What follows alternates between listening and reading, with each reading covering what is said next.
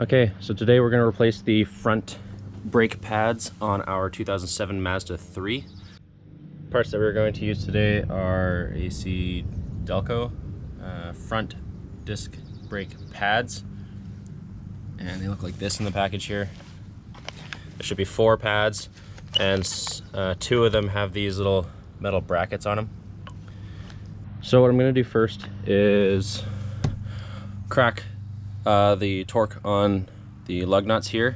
I'm going to be using a 21mm socket for that. And some of you might have some lug locks there.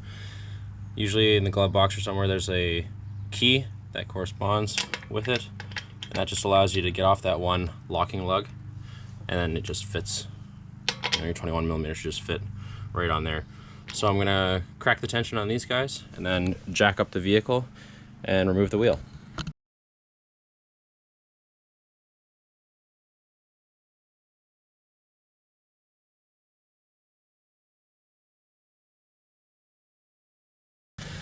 Now there should be a sort of spring-loaded clip here that holds the caliper in there. I don't know if you see that guy right there, spring-loaded clip. On the back there's 2 hex, I believe they're 7mm hex bolts on the back here that hold the caliper on and together and allow it to slide back and forth as the pads wear down. And then you can see right here, this is the pad. There's only a little bit of pad left there, and that's why we're going to change them out.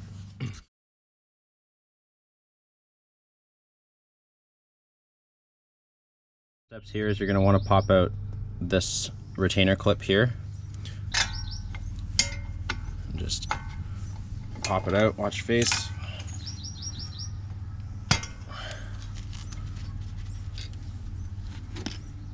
And that should come out. There's these plastic caps here on the hex bolts, one right there and one right there. You're gonna want to pop those off with a screwdriver.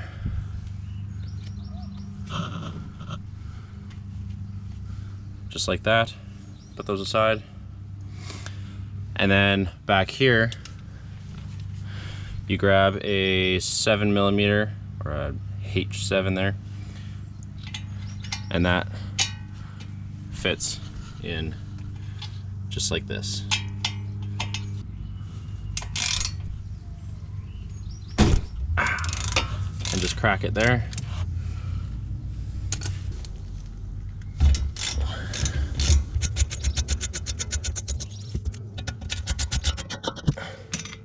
And take a screwdriver and sort of push these guys out just to pry it off there. And there's your caliper. So with this line here, this is your brake line. You don't want to puncture this or snap it or crack it in any capacity. So just find a nice place to prop up your caliper. Lots of guys will just rotate it up like this and rest it snugly on the rotors. We're gonna want to take out the old brake pads. And you can see here, they're pretty worn down.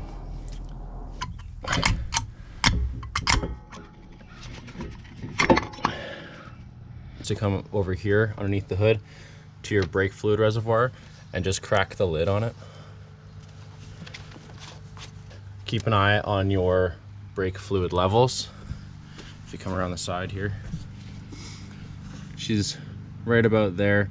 But keep an eye on that for when you go to compress the brake cylinders, because this might fill up a little bit. You don't want it overflowing. You just want to monitor this level as you're doing it.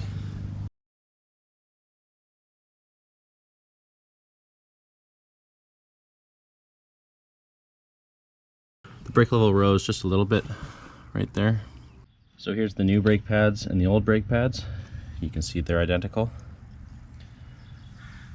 So one thing I like to do with my brakes is make sure that they're well greased in areas that aren't rubbing on the rotor, so they last longer and might be easier to get off when you have to replace them again. One of the first things I'm going to grease is these little hex bolts here. Take some paper towel, wipe her down.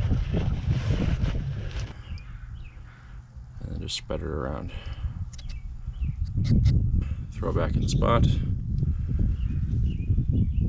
and then do the other one.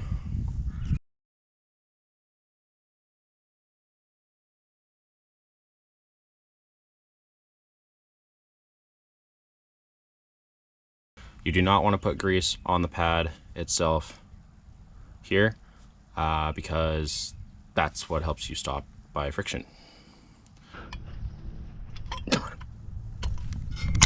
There we go. Now she's in. And in the right orientation. So you can rest your caliper back again. So one thing I'm going to do while I have the rotor exposed is I'm going to clean the rotor with some brake cleaner fluid.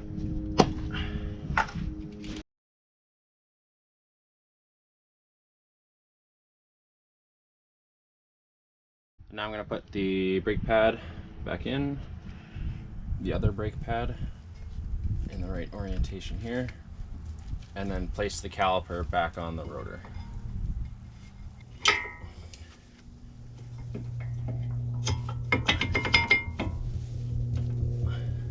So now you're basically just going to want to do everything in reverse.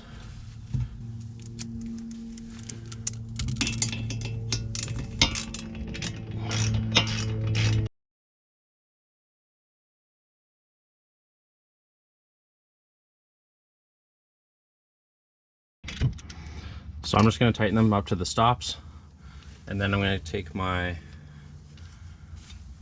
little spring bracket there. And so there's there's two holes, one there on top and one on the bottom. I don't know if you can see it right there. And so what I'm going to try and do is get them in those two holes first, and then you have to bring these little paddle, I guess, sections back around this pad guy right there. So you got to bring this paddle back around this guy.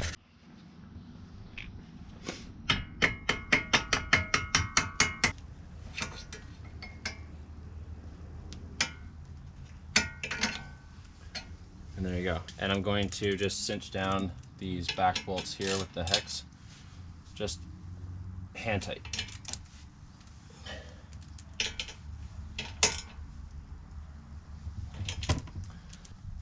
Plastic caps, throw those back on there. I always like to put some copper anti-seize where my wheel lugs are going to go.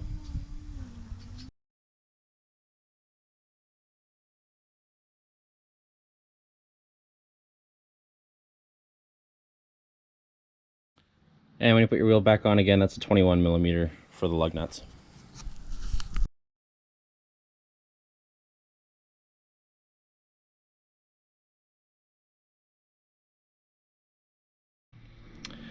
Okay, so the driver's side wheel's back on.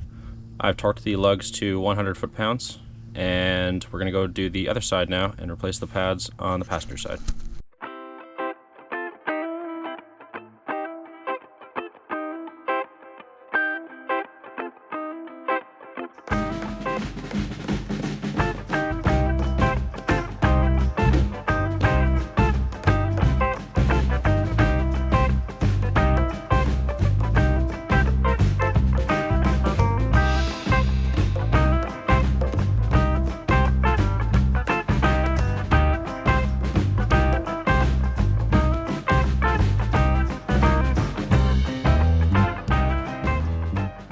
Okay, now the passenger side is done and the lugs have been torqued to 100 foot-pounds.